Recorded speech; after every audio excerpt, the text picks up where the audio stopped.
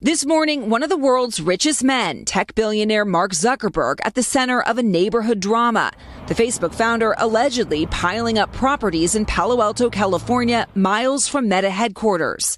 A New York Times report finds Zuckerberg has bought at least 11 homes in the affluent Crescent Park area, spending more than $110 million to create a compound for his family. That includes multiple guest homes, a pool, pickleball court, and even a private school for 14 children that may violate the city code.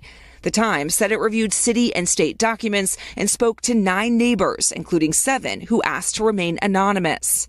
Underneath it all sits 7,000 square feet of space that building permits call basements, but some neighbors refer to as a bunker. Zuckerberg has also built underground on other land he's been buying up in Hawaii, describing it like this. I think that's just like a little shelter under, and it's like a basement. little shelter. I do have an underground tunnel. Do you really? Yeah.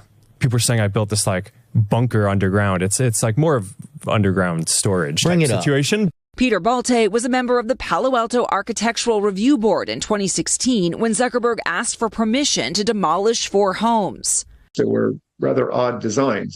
One had a large basement for some meeting rooms or some kind. It just wasn't residential in nature. We ultimately rejected the project. But Zuckerberg revised his plans to avoid needing approval, according to The Times, a pattern residents say of finding loopholes. Since Zuckerberg moved to Crescent Park more than a decade ago, they also say the disruptions have been endless. Construction blocking roads and driveways, security surveillance even on public sidewalks, and noise from the couple's massive parties.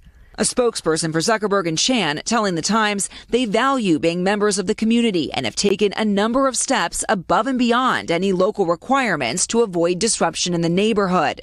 But many residents are still frustrated, saying the compound has changed the tight-knit community. Having a community where you see your neighbors, where you say hello to each other, that's something that's core to Palo Alto, and that's what's being pushed away at in Palo Alto today with this situation. So, Liz, what are the neighbors hoping for at this point?